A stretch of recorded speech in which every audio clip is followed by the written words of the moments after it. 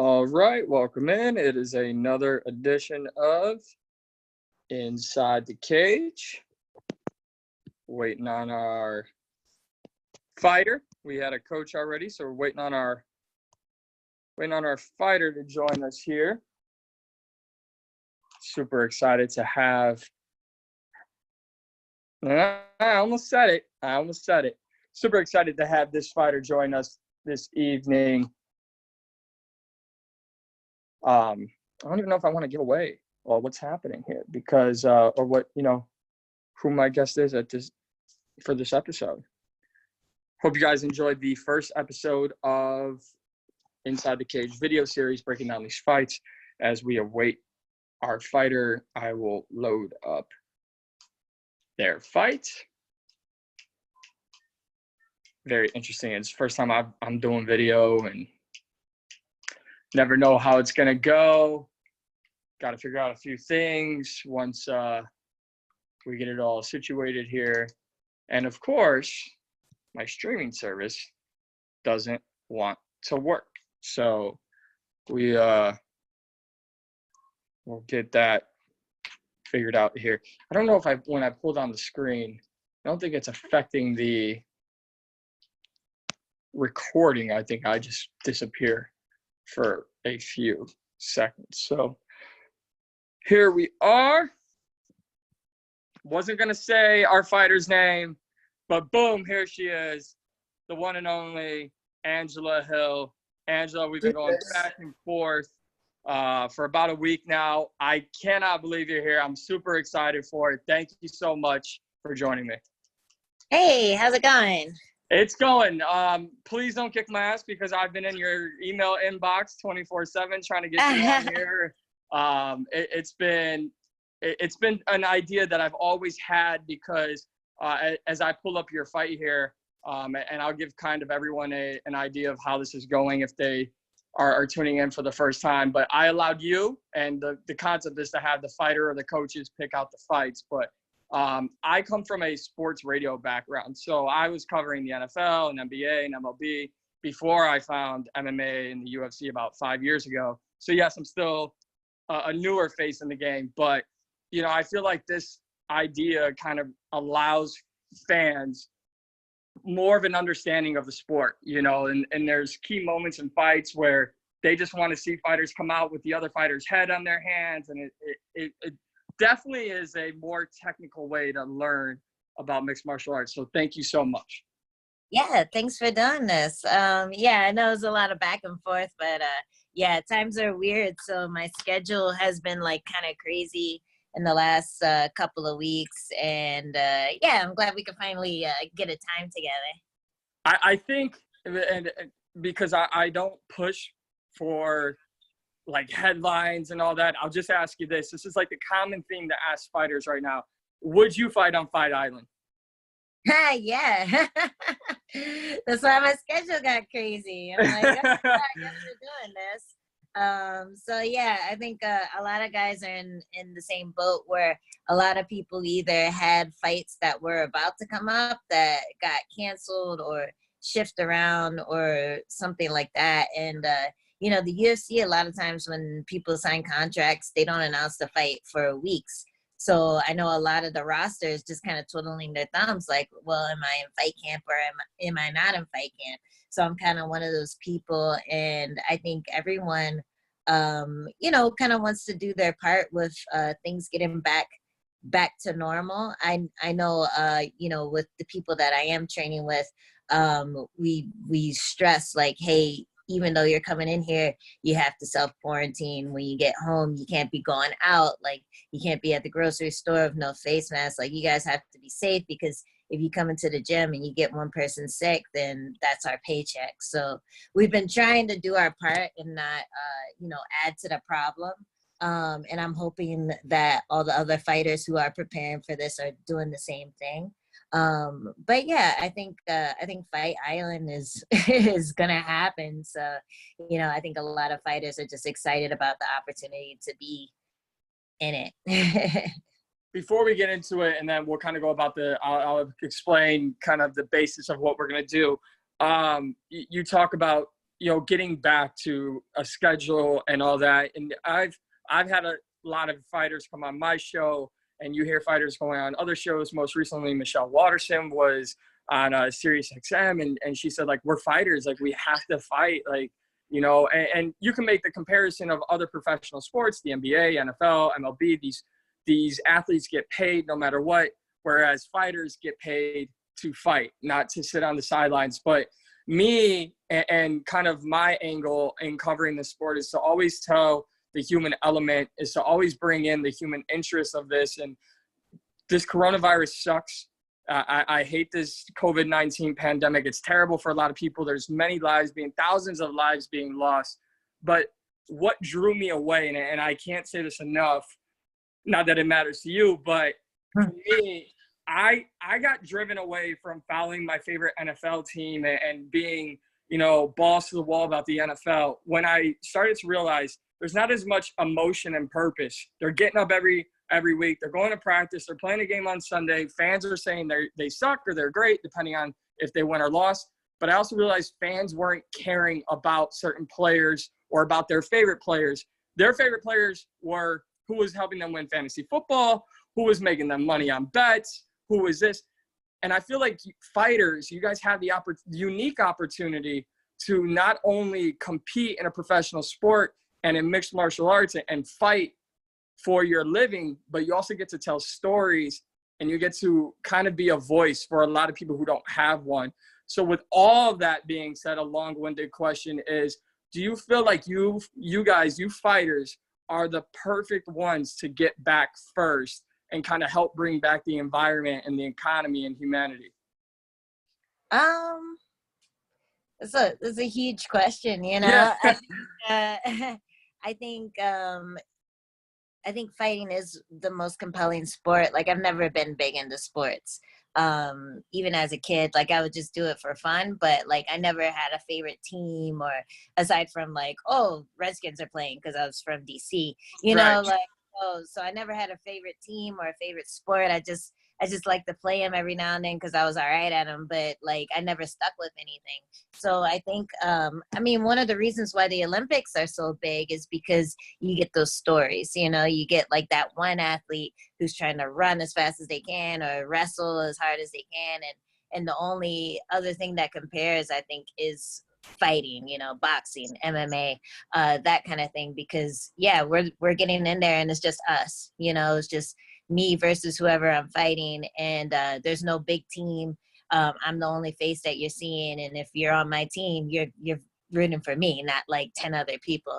So yeah, it is like a very compelling sport. You have people from all walks of life, every demographic doing it, and it's I think that people are going to be stoked. Even people watching MMA for the first time, when it happens, they're going to be stoked with what they see, and probably a lot of people are going to be surprised at how much they're into it. And I encourage everyone, not only before we get started, to get behind the fights and the fighters, but they need to check out your interview with Joe Rogan. I've known who you are since I got into the sport, but to have that platform where you kind of really dive deep, and the circumstances, you're on your way to a fight and you're like, let me just stop in California real just quick. Swing by. Hey Joe, hope you don't mind.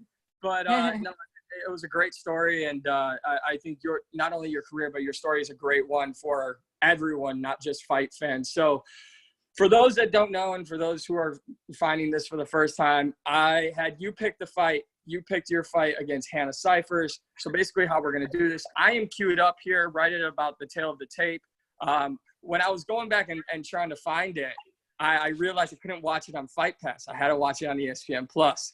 So so I have it here on ESPN Plus because I don't want to get pulled from YouTube. I don't know if you have the fight available for you, but because I can't show it during our Zoom, there will just be moments where I'll ask you about the fight, and if you can reflect back on what is happening in these sequences, because I'm guessing those who will watch will want to bring it up and they want to look back at it with you. So with that being said, Hannah Cifers coming into this had some push behind her, but you're down to fight anytime, anywhere. Kind of talk to me about how you were and where you were at heading into this fight? Okay, so this one's kind of funny. When I got the call, it was literally like I called my manager right before I booked this big trip to Scotland because my husband's from Scotland, and so I was like, "Hey, like I know I'm not gonna get on any card before the end of the year. Should I go on vacation?" He's like, "Yeah, go have some fun. Like just relax. We'll get a fight as soon as you get back." So literally 2 days into Scotland, I get a call in the middle of the night from my from my manager saying, "Hey, Van Buren's out for," and I already knew who she was fighting, so I was like, "Yes, let's do it." But yeah, it was funny because yeah, we had gotten drunk every night up to that point. Eating like meat pies and drinking whiskey. But as soon as I got the call, I was like, all right, only one whiskey a day, and we'll start our running and pad work. And I kind of looked out because my husband's one of my coaches, so like we could start the training on vacation. And On vacation, right? Yeah. It was like a little bit of training, mostly vacation. And then as soon as we got back to San Diego, then fight camp started. And I think I had about 4 weeks once we got back. I don't remember exactly. But yeah, it was a good fight camp. It was smooth. Like I already knew Hannah Cifers' style, and I felt like it was a really good match for me, just because she was a little more stiff, a little more slow. She looked like she hit hard, but definitely I felt like I could out finesse her. So that was the whole game plan, is to just put a clinic on her and hit and move. So that's kind of how it started. Before I dive in, this one, I've known for a long time I've wanted to interview you, but this is the main reason why. What goes behind Angela Hill's mentality of, hey, if there's a fight in an hour, I'm in. Like, you're just always ready to fight. And as you know, the UFC is postponing and canceling events, and then there's May 9th, and maybe there's not, and then there's an island. All of social media is like, if there's one fighter who's gonna fight, it's gonna be Angela Hill. Like, yeah. Where did the mentality of that come from? I've just always been a hard worker. I've always been in the gym. I don't really take time off. Like, the reason that I called my manager was because I was training full time up until the day before I left for Scotland. So I like to be prepared for whatever. When I was in Invicta, I think maybe 3 out of my 4 fights were short notice. And I was able to fight 4 times in a year. And that never happens usually, especially on the smaller shows. So just being prepared and being able to take a fight on, even I think one was about 5 days notice. And that was the one where I came out with the Dowsum costume. So even the costumes I can do on short notice. But I like to stay prepared, and I believe in my skills a lot. So when they do give me a name, it's not a matter of if I can beat them. It's a matter of how am I shape enough to beat him. And so that's usually the debate when I call my coaches and I'm like, hey, they gave me this name for this date. It's like, okay, have you been partying, or have you been in the gym? Have you been running? So yeah, those are usually the factors. It's never, oh, do you think I can handle this person? It's always like, okay, are you ready to handle this person? So yeah, I think just that belief in my skills and constantly progressing, always being in the gym and working hard on the things that I need to fix. That gives me that confidence to just take any fight at any given moment. How do you facilitate that in your day-to-day life? Because I know the first time I actually saw you in person was in New York for 244 weekend at the SiriusXM event. And also there that night was Israel Adesanya. And I didn't need to see it to believe it, but I heard people like, he fights at 185? And I think you hear these stories so many times of fighters who balloon when they're not in camp, or I don't allow myself to take short notice fights because I enjoy my time away. So how do you kind of facilitate and balance always staying ready with having your own personal life? It's pretty easy for me. Like I've never been a big eater. I'm more of a drinker than an eater. Hey, So we have something in common. hey, high five.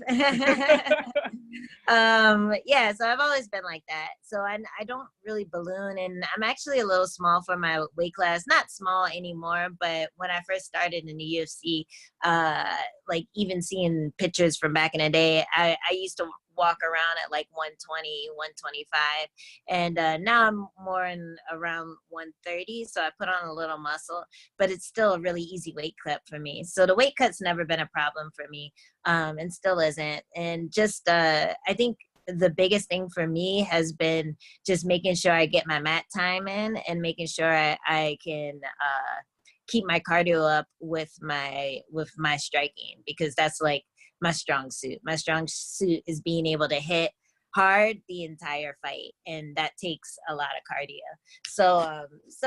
So being able to go in the gym and just train hard every morning, that's really all I need. Like I'm not the type of person who, if I'm hitting the bag, I'm like just hitting it to be seen doing work. Like I'm Right. actually in there like doing work. I'm working hard. I'm pushing the pace. I'm pushing my heart rate. And then after that, I can party. You know, I can eat my snacks. I can have like a whole bag of chips, and drink a bottle of whiskey, and it doesn't matter because I'm training as hard as I can when I'm in there. So I think that's the big difference between me and a lot of other athletes who are more seasonal. I'm a full-time fighter.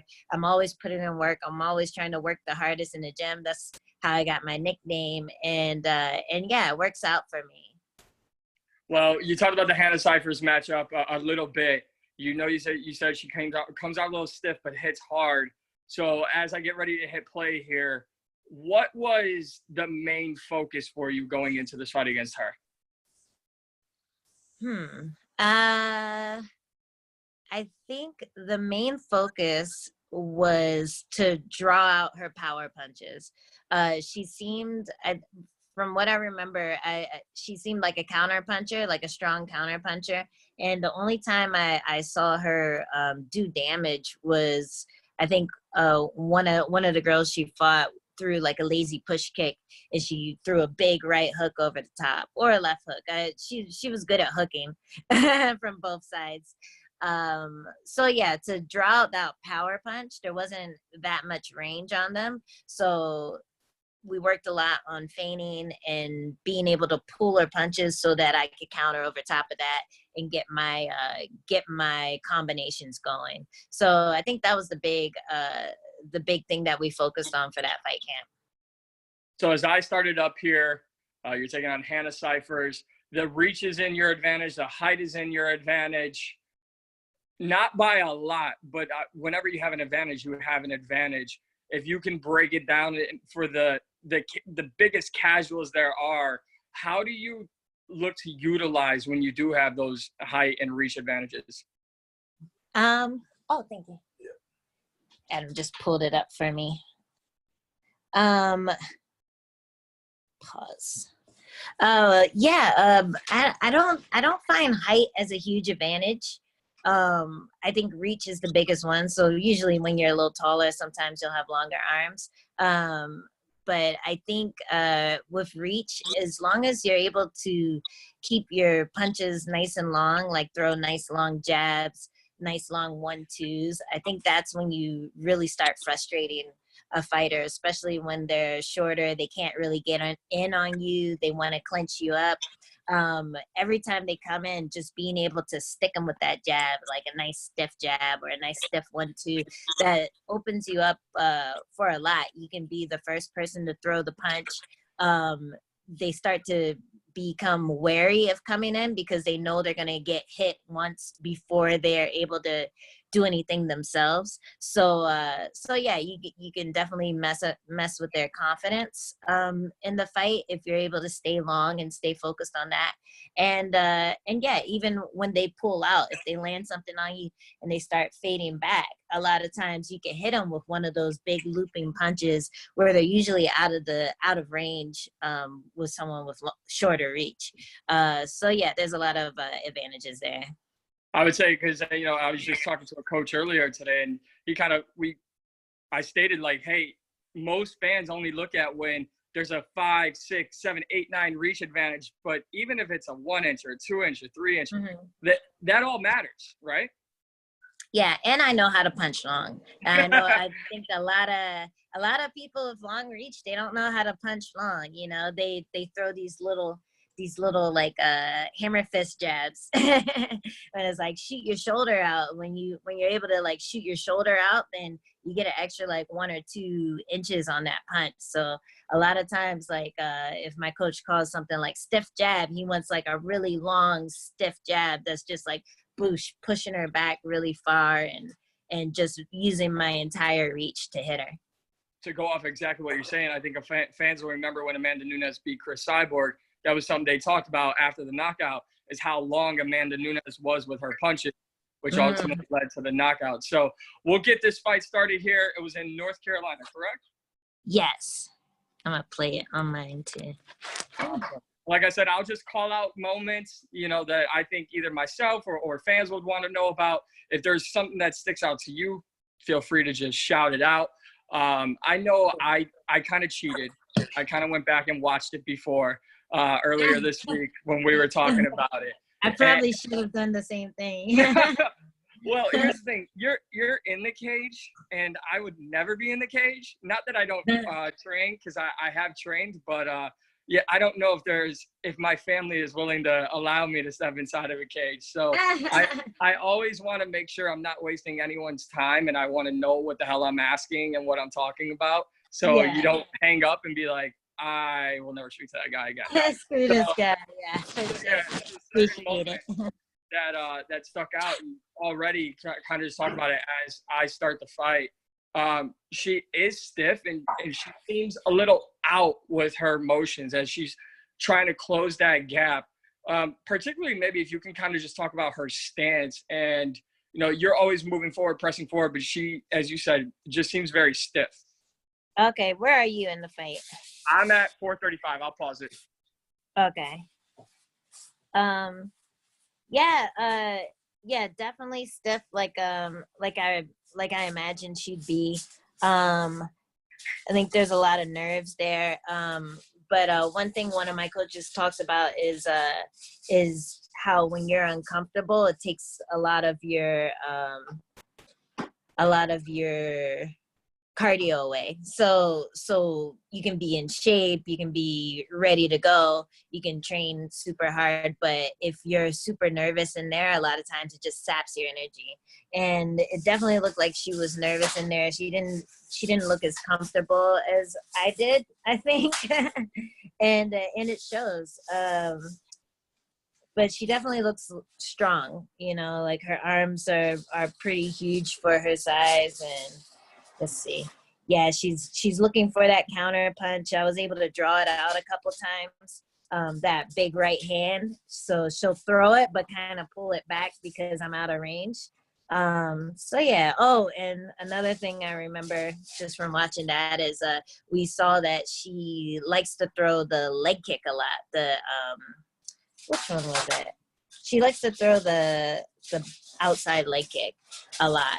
So I think she was waiting for either the jab, for me to throw the jab and then hit the supporting leg. So the feints were able to draw that out too. And then she started second guessing her leg kick and her right punch. So I feel like I took away a lot of her weapons in that first couple of seconds there. You absolutely did. Where are you at in this fight? I want to make sure we're in tune. I'm at 428 now. Okay, perfect. So you keep rolling. I am at 345, so I'll keep it paused at 345.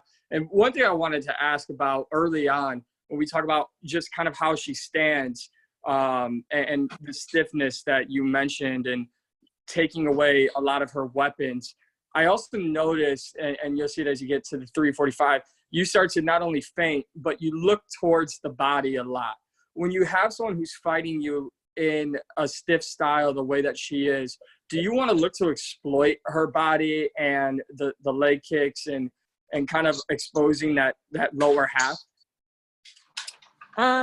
Yeah, I think with anyone who's looking for a counter, going to the body is good. Like I don't think it had as much to do with her stiffness, but but because she wasn't willing to go first, a lot of times going to the body helps, because when they counter over your head, or they just miss you because they're trying to counter your head where it was before you started changing levels and getting down for that body shot. So I think that's what some of that strategy was there, is we were going to the body because she was looking so hard for the counter. She was getting a few flurries off at that point. So we're finding the body, but then as we find the body, we can go right up to the head right after that. So if I'm throwing like a jab to the body, I can come up with that right punch, or if I throw a cross to the body, I can come up with a left hook. So yeah, I think that was to kind of get those counters moving and going over my head, but also to just keep scoring and keep her guessing. She doesn't know where I'm going at that point. And yeah. Awesome. Well, I'm going to resume it here. And you guys both very active, both like there's no breaks. It's constant pressure from both of you. You are maintaining, in my opinion, you're obviously maintaining the octagon control, which is a big thing that everyone's talking about now. Ever since the John Jones, Dominic Reyes fight, everyone wants to talk about octagon control. When you have, I mean, if you can look back within these first 2 minutes, what are you taking away from her after being in there for just a few minutes with her? Landing a lot of good jabs. I'm pretty happy with some of the flurries. I remember every now and then I'd try to, if there was a flurry and I felt like she got the last punch, I would just try to stiff jab like right away, just as she was fading out. So kind of that reach thing we were talking about. Yeah. Just trying to put a punctuation on that whole flurry and show, hey, I won that round. You know, it's kind of like a volley, or in tennis or something, or volleyball. a fight inside the fight. Yeah, exactly. It absolutely makes a lot of sense. For those who will be watching along, I'm already up to the 2:10 left here in the first round. You're bouncing on your feet a lot, and you know I know that helps with staying forward, keeping yourself like energized and moving around a lot. But for those who may not know, kind of because you see some fighters stand flat-footed and just wait for their one opportunity, but by staying active and staying on high, up on your feet like that, what does that do for you? It does a bunch of things. It helps with the feints. If you stop moving and the person comes in, as soon as you stop moving, they know, oh, you're planted, you're gonna punch. And I think I was able to see that with her a little bit. As soon as she planted, I knew she was gonna punch. And I feel like I'm pretty good at sticking and moving, kind of getting my rhythm. And that's a big thing that our head coach Eric Del Fiero preaches, is being able to be on rhythm, like a boxing rhythm. So you want to be able to punch hard from wherever you are, wherever your feet are. You want to stay balanced, and bouncing back and forth, it allows me to be more mobile in there, so I'm always in range. If she moves back, I can come forward without giving up when exactly I'm going to throw a punch. And then it makes it a lot harder for her to counter, harder for her to block, and easier for me to like get off clean shots. So that's one of the advantages. Another one is it's a lot harder to be taken down when you're not flat. If you're flat, you're stuck in the ground basically. So as soon as that person pushes you back, you have to move your feet in order to get your balance back. If I'm bouncing, then it's a lot easier for me to kind of go with the flow. So if they push me, I'm moving backwards, but I'm never off balance. I'm never catching my balance or tripping or anything like that. So to be bouncing and on my toes as often as possible is ideal for both of those things, for not getting taken down, for being able to hit at any point, not just when you're flat. and to be able to surprise your opponent with strikes as well. I love it. Continuing on here, we just got about, for me, just over a minute left in the first round. And one of my favorite things will be at the end of this round, kind of talking about, what goes through the end of the round. I know for fans, they're like, oh, we can order another drink. We can do this. We've got like 60 seconds before we get ready for our next, the next round. But there is a lot. So you guys are kind of battling up against the cage here. When you're in the clinch, what is your primary focus, no matter who your opponent is? How do you look to utilize the clinch up against the cage?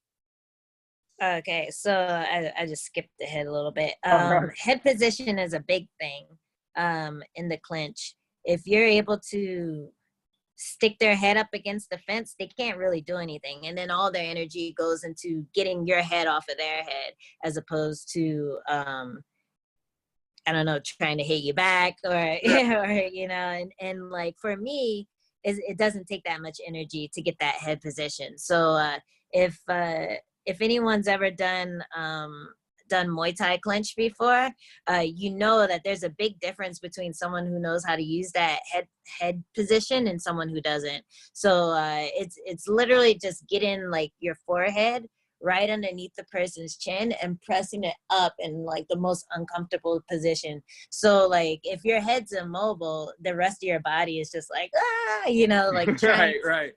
Allow your head some space so you can start moving again. And so that's one of my like little secret weapons that I like to use is that head position. It gives me a second to catch my breath, but then I can also start attacking, start throwing some knees, elbows, and looking for my next move. Sometimes there's a leg there, so I can press them up against the cage, get them tired out a bit, and as soon as they freak out a bit, I can change levels and start grabbing for like the body lock or the legs or something like that. So there's a lot of things to attack from there, and I don't think I do too much that Yeah, time. I'm continuing But on here. that's always the idea, and even just threatening it gets them really uncomfortable and makes them not want to be against the cage. Yeah, it sets up for a lot more. I've got about 30 seconds left here, and then I will pause it after the end of the first round just for a couple of questions on that specifically. And we see here at the end, as you guys are exchanging, you're going to one of your favorite weapons, your elbows, which I'm sure helps, establish that range and the reach, but also let her know, like, you're here. You throw a spinning back fist there at the end of the round. When you throw something like that gets everyone like, oh my God, if that lands correctly. Are you throwing it with that in mind every single time? Or are you throwing it like a lot of coaches, a lot of fighters tell me, it's not always about what I'm throwing and what I'm not trying to capitalize on every single, strike that I throw. But if I throw a spinning back fist, I'm letting them know, one, that could come later on, or two, it could set something else up for me later in the fight.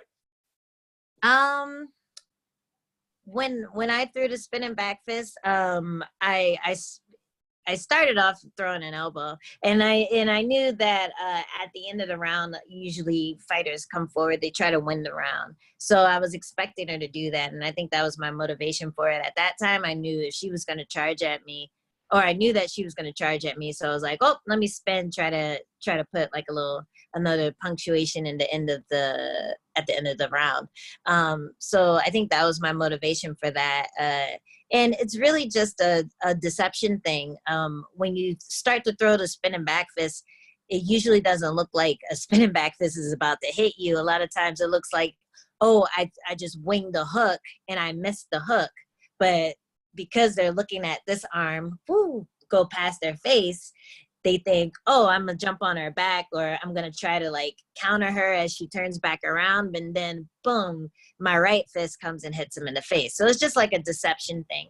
It's like throwing a scissor kick, or throwing a Superman punch. It's just like that little bit of deception where you think one thing's coming for you, so you kind of open up, and then you open up that other side of your face. So that's really all that was for me. It wasn't it wasn't like a, hey, I'm gonna get you Right. later.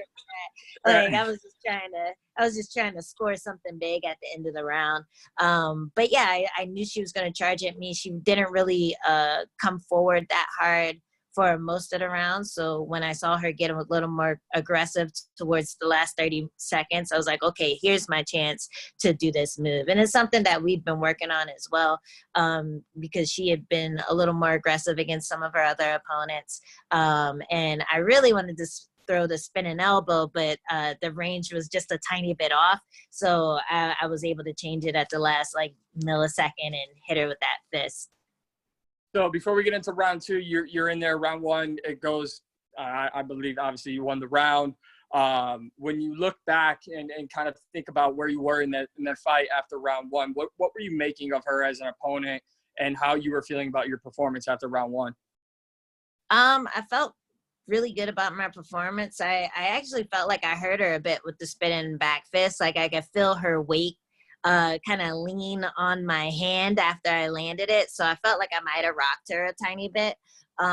So I was sitting there just trying to catch my breath and try to do more the next round. I don't remember exactly what my corner said, but I'm pretty sure they wanted me to do the same thing, just more of it, just to make it even more obvious that I was winning the round, and just kind of drag her down. Another thing I noticed that was that she was shaking her arms out a lot while we were standing there fighting, and so that told me that her arms were just fatigued. They were full of blood. I don't know if it was from her throwing punches and missing, or just like, you know, clenching her fist really tight trying to hit me or something, but she seemed a lot more tired than I was, so that gave me a lot of confidence as well going into the next round. Well, this is the other thing I don't like, and I'm sure you're about to see it. Since this fight's on ESPN Plus and not Fight Pass, they actually play an ad during the end of the like. It's like it's still a live fight. So I'm gonna go ahead and skip through to the beginning of the second round. Okay, so let's start tell me when you start in the second round, and I'll hit play as well. God, you're way ahead of me there. I didn't even see that ad coming. I kind of had an idea that it was going to, because I thought I remember there being one. I am just starting round two here. Okay, now? Yep. Okay, cool. So talking to Angela Hill about her win over Hannah Cifers. And then she comes out, and you can kind of tell, well, at least I can tell, she's kind of not, I don't want to say not as stiff, but she's kind of letting it go a little bit more. Is that something you noticed in there as well? Yeah, it's always a little easier coming out the second round. First round is you're fighting blind. You don't know what the person's gonna bring.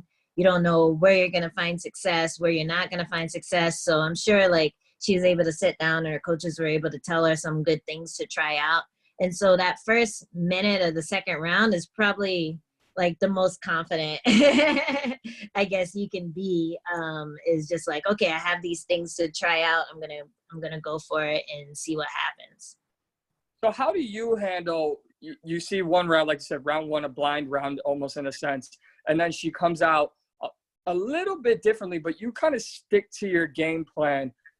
How do you handle like not adjusting too much and just kind of sticking to what the plan is? Well, you still have to make adjustments. Like I noticed I threw a couple stepping elbows during the first couple of minutes of the round, and that was an adjustment to her being more aggressive. You know, like the first round, I think she hung back a lot more, and this round she started coming forward. So that's when I started throwing little chipping elbows. Here I threw the kind of cross to the step knee, and then I got the sweep. But that cross to the switch knee, that's like a good combo for someone who's charging at you.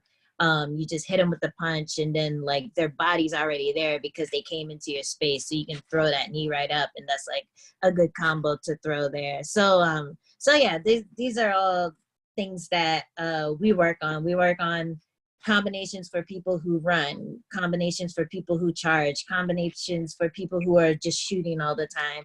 And a lot of it just comes from experience too, you know, like a lot of times I think in that round, I remember not being able to hear my corner at all. The first round, they were super clear, but then we were in North Carolina. She's a North Carolina girl. Right. So the crowd was going crazy the second round. But I was still able to like just kind of do my thing and see what was coming at me and respond to it. And then I got that sweep. You got the sweep. You get position on the ground. And eventually, I just feel like you're drowning Hannah Cifers at a certain point in this fight here. You're working, once you get top position, are you looking to just unload and give everything, or do you kind of want to be calculated in what you're throwing? I definitely want to unload as much as I can without getting bucked off of her. And I don't mind getting bucked off as long as I don't get reversed. And that's like the last thing you want is like you're in a good position, you're about to score some great strikes, and then the person like boom bucks and ends up on top of you. Like that's the worst thing that could ever happen, you know. So as long as I feel safe, as long as I feel like I can bail out at any point without getting jumped on, I feel safe getting in that mount position and just trying to do as much damage as possible. Well, you did plenty of damage as we get closer to it here, but you have a lot of time to work in this position. And as you kind of mentioned, you want to unload as long as you feel safe. Yeah. She's trying to do absolutely everything to get out at this point. Yeah, and like even there where she like grabs around my waist, like it's not the best thing to do in that position, but you see it happen all the time, especially in like the scramblier fighters where someone just like they'll just bridge as hard as they can, and the other person, because they were just being a little too sloppy, gets rolled over and the position's reversed. So I definitely tried to take my time, make sure I was balanced before I threw the heavier shots. And yeah, she just tired herself out trying to get out from that mount position. So as soon as she was just like a little more stable, I was able to posture up and land a couple like heavy blows. More than a couple. You came strong with the elbows here. I was so tired. A big elbow had left her with a huge cut here, and as the fight winds down, the referee steps in. Hannah Cifers, or you defeated Hannah Cifers. Big show of respect there. What did you make of her as an opponent? I thought she was really tough. You know, she never stopped, and I think there were things that she could have done technically to get her out of that position. But I think she just was doing what she could. You know, I don't think she knew any other escapes aside from trying to break my posture and buck me off. So even with her lack of knowledge, she still was trying with every inch of her body to get out of that position.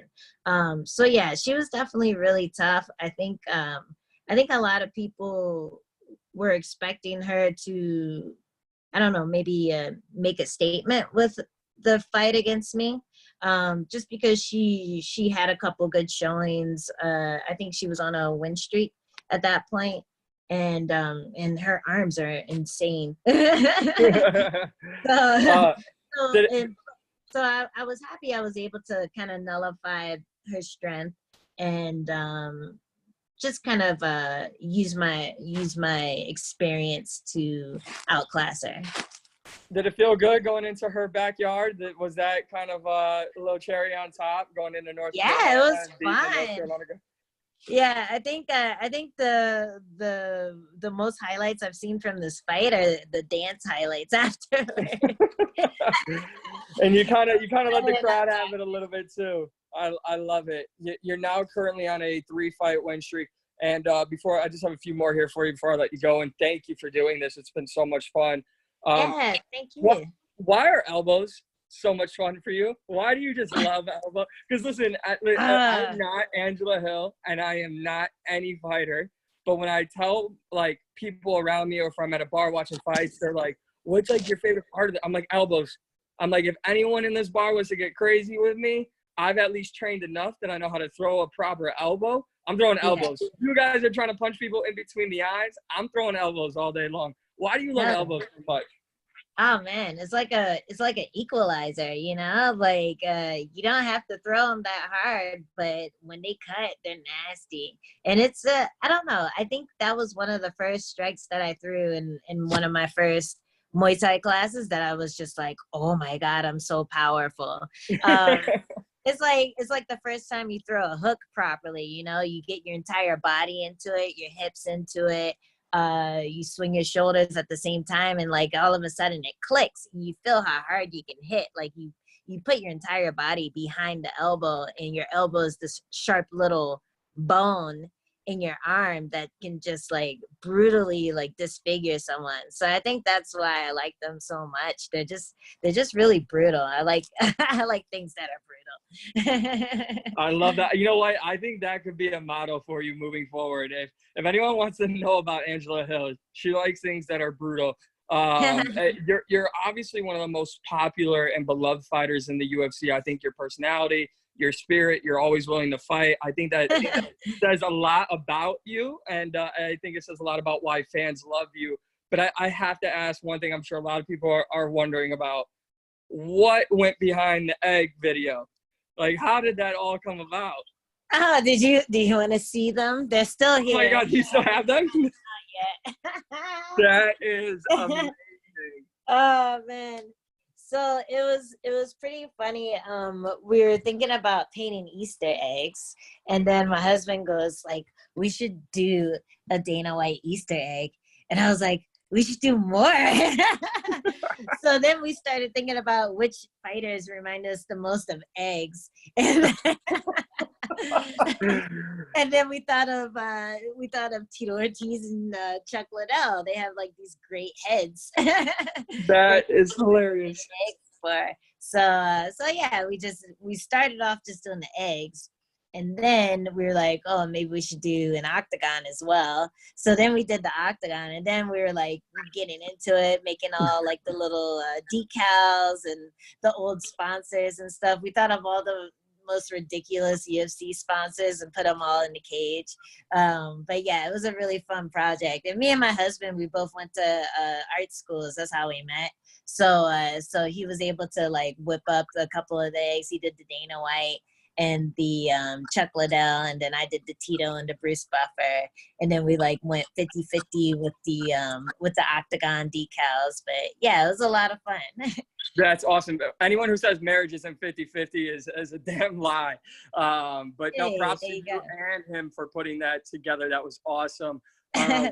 One thing I've always liked, and I say this about you, and I'll say this about Pearl Gonzalez as well, I love fighters who take the opportunity to capitalize and show part of themselves in the weigh-ins with the costumes or how they come out in front of everyone. Because in a time where, whether it's the ceremonial weigh-ins or whatever it may be, sometimes at other promotions, they're not ceremonial, they're your actual weigh-ins. So when you're supposed to be at your weakest self and people think you've depleted your body, you know, you fighters kind of showcase a little bit more of yourselves to the crowd and to everyone around. What's behind all the costumes for you? Well, when I was in Invicta, they weren't doing the early weigh-ins yet. So that was me at my weigh-in, at my actual weigh-in. I still hadn't drank anything or eaten anything for 24 hours, but I was like, I'm going to do this stupid thing. I'm going to do this costume. I got to dance to go with it. I'm going to do this and that. And I don't know, it just made that whole process a little less miserable, you know, getting ready for this big performance took the pressure off the fight. It took the pressure off of, you know, kind of things that I couldn't change at that moment. And I think a lot of the nerves come from sitting in your room for a week, not doing anything. You know, you're sitting in your room for a week, letting your body rest, losing weight, and you're just thinking about the fight. And for me, that was torture. So once I started doing the costumes, it gave me something else to focus on. A lot of times I started them the week of the fight. I would start my weigh-in costume then. And then like that whole process of getting things together was like a really good distraction. And also like I don't know, the whole like staring down your opponent the day before your fight thing, it always seemed kind of corny to me. So like, why not make it cornier? You know? Right. But Sometimes I think fighters try to oversell the stare down. It's a little too much. Yeah. It is like, I don't have any beef with you. Like, I'm gonna fight you tomorrow. I don't want to get myself all riled up. So instead, I just get into character and just like pretend that I was someone else, basically. And it made it a lot more fun. Then I could like do the mean stare down, but it's like I'm doing a mean stare down because I'm Afro Samurai, not because I'm angry at you, you know? And then I don't know, it made more sense doing the costume thing. So that was a lot of fun for me. It would be fun to be able to do it again, but I'll wait until I can. Well, all the listeners and fans can follow you on social media where you really express yourself and some of the great stuff that you do outside of the cage at Angie Overkill. When we return to normal schedule and we return to business and fights are back, what is your plan for the rest of 2020? Fight.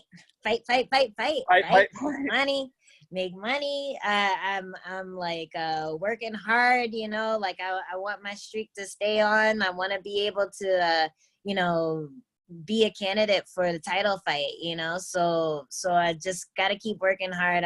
I'm like more motivated than I've ever been, especially after the last 3 fights. I feel like I haven't had a bad fight in a year, you know, so I just feel really confident about my chances. And it wasn't always the case. Like maybe a couple years ago when, you know, I'd like lose a fight and then I'd have like 7-month layoff. I'm just like, man, I'm never going to get a shot. You know, it's never going to happen. And now it's like a total like 180. Now I'm like, man, I'm so close. So I'm just like fighting, staying ready, training, staying ready and getting ready for that next bout, hopefully soon. Hopefully sooner than later, possibly on Fight Island. We'll see what happens. I will say you're definitely on the doorstep there.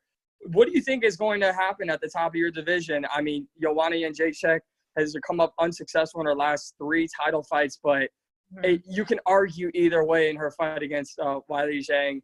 It was an incredible fight. Do you think they're going to run that back? They could. I think there's a lot of compelling matchups though for Weili. So Joanna might have to fight someone else before she gets the shot again. But they could, you know, stranger things have happened. And I think the first fight was so good that they would run it back. But I also think they want to see who else kind of jumps up on the scene.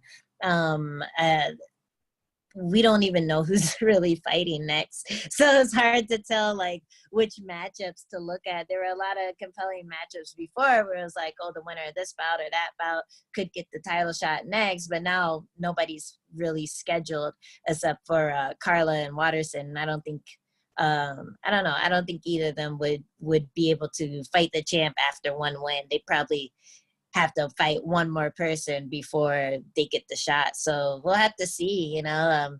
Yeah, there's a lot of compelling matchups. There's a few newcomers,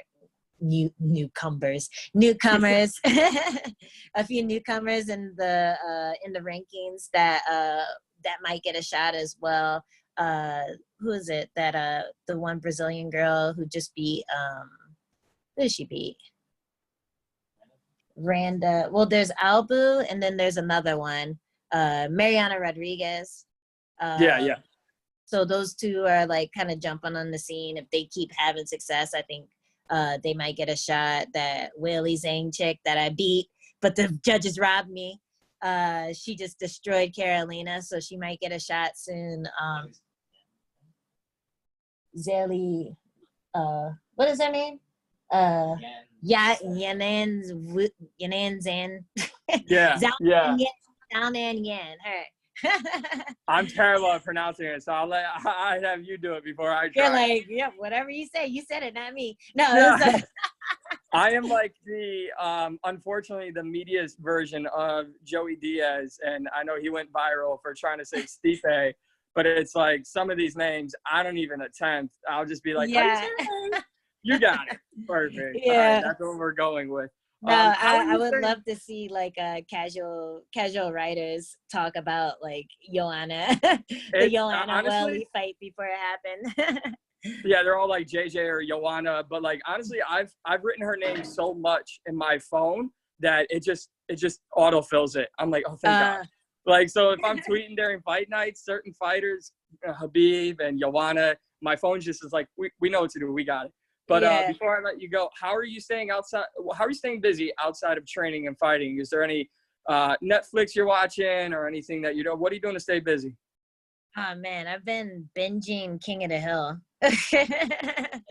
it's still relevant, man. It's still good. And yeah, I was joking with my husband. I'm like, now that I have more white friends, it makes more sense. Listen, I'm mainly I'm three heritage. I'm Irish, Italian, and Puerto Rican, but I'm adopted, and part of my family is from the South. And Okay. I never really understood when I'd watch King of the Hill with some other uncles who predominantly live in Chicago. They're like, "Oh, dude, that's your grandpa," and I'm like, I don't get it. So then, like, now that I'm older, I'm like, oh my God, were you cast in the show? Like, I don't understand a word you're saying. That's hilarious. Oh, that's awesome. I'm stuck on The Office, and I just got into Bruise Brothers because I love really bad TV shows and I love drinking. So it's like a combination of both. So Okay. yeah. So if you like bad comedies, Bruise Brothers on Netflix is definitely my suggestion. But what is that, like a beer thing? Yeah, it's like two totally opposite brothers run a brewery together, and shit just hits the fan from the beginning, and it's just like, oh, all right. So I'm like cool. 2 episodes in, and I'm hooked. But I Nice. hope rather than watching Netflix, you just stay focused on camp and on training, and instead of watching Netflix, I and everyone else can see you fight sooner than later. But this has been a lot of fun. Thank you for helping me become a smarter person when watching fights and breaking it down from such a technical angle, and sending you all the best. Thank you for listening and putting this together. Yeah, absolutely. Hope to talk again soon. And like I said, just hopefully we get some resolutions and you fight sooner than later. For sure. Fingers crossed. Thank you, Angela. All right, take care.